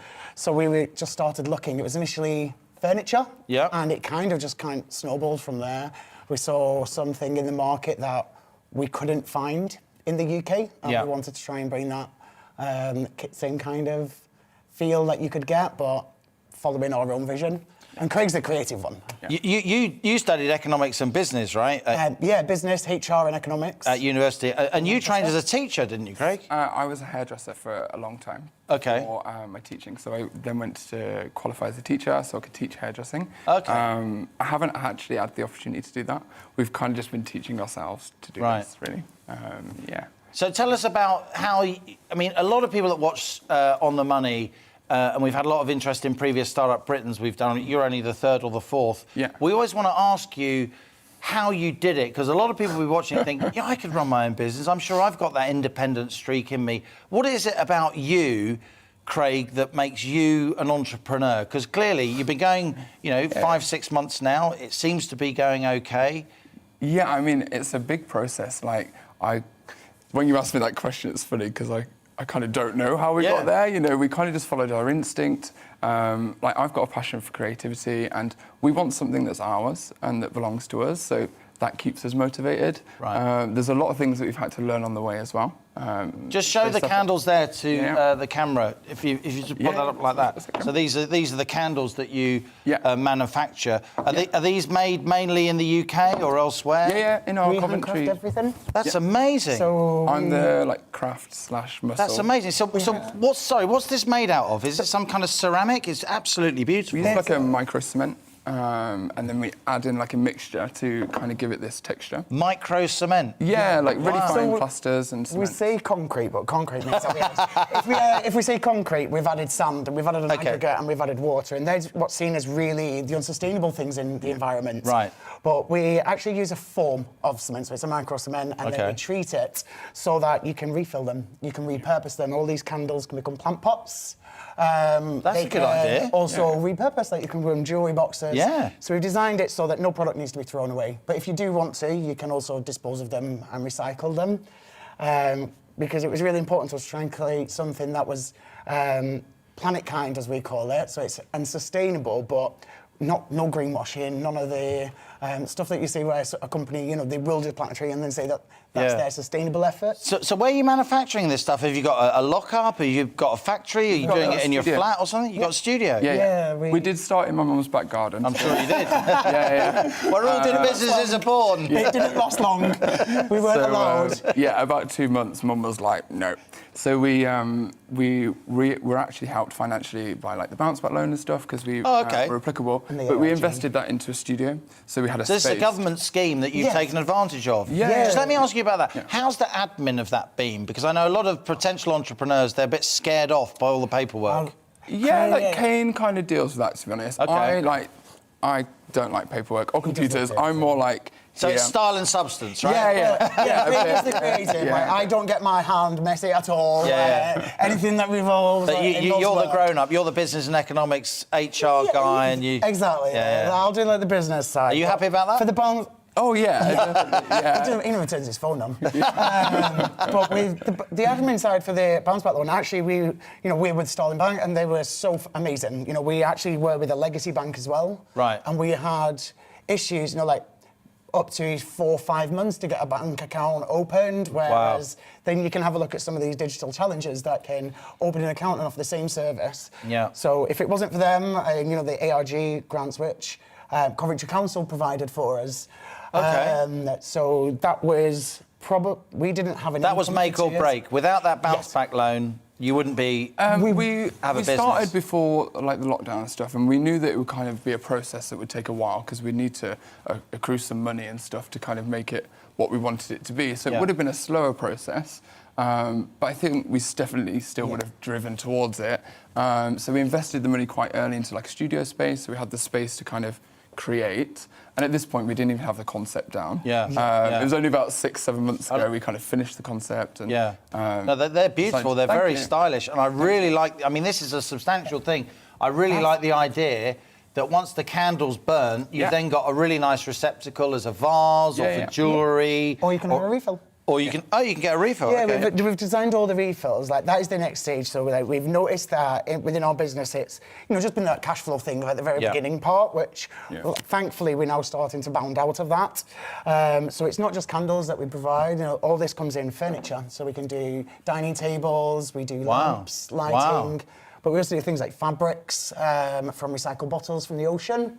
So you got your manufacturing unit, your studio for now. Maybe that'll expand if you sell some more. But where are you selling? Are you trying to get them in shops, or is it mainly online? Or well, we've actually not traded online yet. So that's the one thing that we really struggled with because the products are handmade. Yeah, they're very different. Yeah, they're quite fragile, aren't they? So we actually they're sturdy, but they're quite tactile. I think you do need to touch them and kind of see them to appreciate the kind of. So you're just selling them in local shops? No, John Lewis actually. So we we've actually been working with the Great British Exchange. John Lewis, actually. Wow! You got them in John Lewis.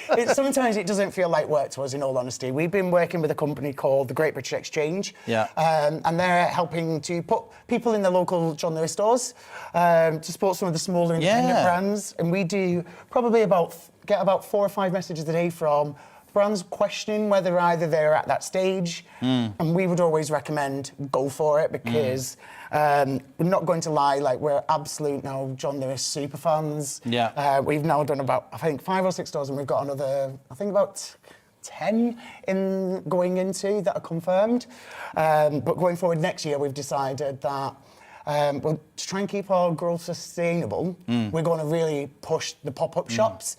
So we're going to have extra John Lewis stores, and then we can use that to invest in our online because we've got some augmented reality that's coming for our shopping products. So you can put it on your furniture.